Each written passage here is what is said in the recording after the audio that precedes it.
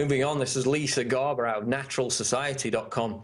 Chinese pharma companies accused of selling pills made from dead babies. A South Korean SBS TV documentary accused Chinese pharmaceutical companies of selling, quote, stamina pills that contain ground-up dead babies. The report claims that certain hospitals and abortion clinics sell baby corpses to the companies, who then use their bodies to grind up for their stamina pill ingredients. The team ran a DNA test and found that the pills were 99.7% human. They were even able to tell the gender of the baby. Let's go to this clip. South Korea reports seizing thousands of smuggled drug capsules containing an unusual added ingredient, the powdered flesh from dead babies. Some people believe they can cure disease. The Korea Customs Service says they were made in northeastern China from babies whose bodies were chopped into small pieces and dried on stoves before being turned into powder. So basically the Chinese medical system is handing over the corpses of these stillborn and aborted babies. And of course, the system of forced abortion in China is enforced by, you know, gangs of thugs literally kidnapping women off the streets, driving them to the hospital, forcing to have their babies chemically boiled within the womb and destroyed. So they're getting these aborted babies, because we've had stories in the past about, you know, aborted fetus just thrown in a bucket and shoved in the corner of the room. They've also got what they call dying rooms, which are babies that are left abandoned by the parents. They just chuck them in a room, leave them to dehydrate and starve to death with no care whatsoever. This is the glorious communist system. So they're getting all these babies' corpses, all these fetuses, sending them to pharmaceutical companies who are literally just burning them, grinding them up, putting them in pills, selling them on the foreign market. It's absolutely sick, disgusting. But is it, you know, really any surprise from a country that still kills tigers so they can use the mythical tiger penis in their traditional medicine? I mean, this is not the first we've heard of this kind of thing, but now it's escalated even further, where they're doing it with dead babies. Quote, the Daily Mail says the Chinese officials likely know about the trade and have attempted interrupting it, but ethnic Koreans from China smuggling the capsules to South Korea were thwarting their efforts. But of course, the real scandal here, which is ignored, is the fact that a plethora of Western companies are using cells derived from aborted fetuses to develop their products, mainly cosmetic items. Of course, we covered the Pepsi story here a few months ago, but also Neuralstem, Reneuron, Merck, GlaxoSmithKline, Cenomix Limited, and Neocutis Incorporated.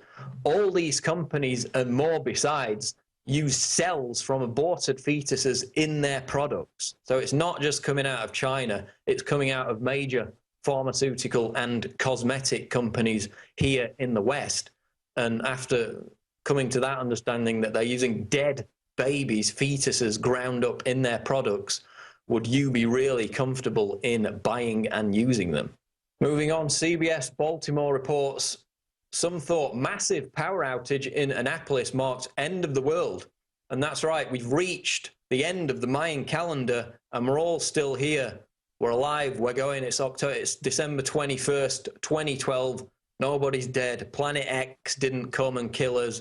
There were no massive tsunamis, no massive pole shifts. We're all still here. Everything's fine. As we said all along, it was a massive distraction, and thank God it's finally over.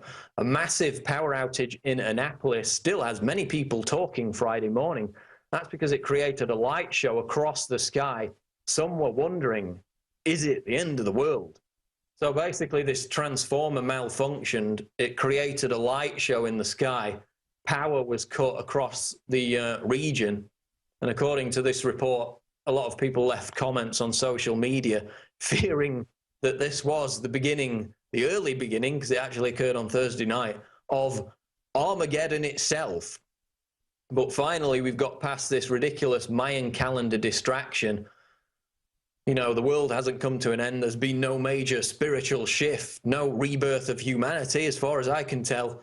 It feels pretty much the same as it did yesterday, which is not to say, that the world as we know it is not coming to an end. It just seems to be doing so at a very much more gradual fashion, which is, precisely the point, because the very real environmental, sociological, economic threats to life as we know it, things like genetic engineering, chemtrails, unstable nuclear power plants, the fact that 43% of the children in Fukushima have thyroid abnormalities, the financial meltdown, the increasing erosion of morality and basic decency in developed countries, the increasing degeneracy of pop culture, and of course the evisceration of our rights with the Second Amendment in key focus this week. So all these things are very real and immediate threats, yet none of them are the subject of salacious, Discovery Channel specials and endless media gossip, because they actually exist. They're real threats that we all face.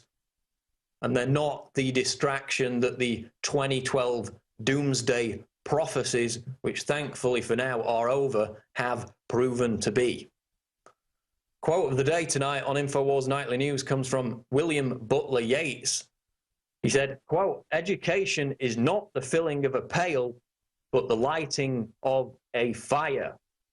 So a lesson there for all the gun grabbers who are now advocating indoctrination of school kids against gun rights at the educational level. Just want to remind you to subscribe at prisonplanet.tv. Just been redesigned. It's all slick, fresh and new. The $39.95 price for the Christmas season is in effect. You can get 12 months for the lower price. It supports everything we do, keeps us going, and it's prisonplanet.tv. That's going to wrap it up for the news here tonight on the show. Stay tuned, though. After the break, Aaron Dykes interviews Charlotte Iserby, author of Deliberate Dumbing Down of America. Stay tuned. And now, a special Christmas message from the Federal Reserve. This Christmas, the Federal Reserve would like to wish all of our slaves a very merry quantitative easing 4.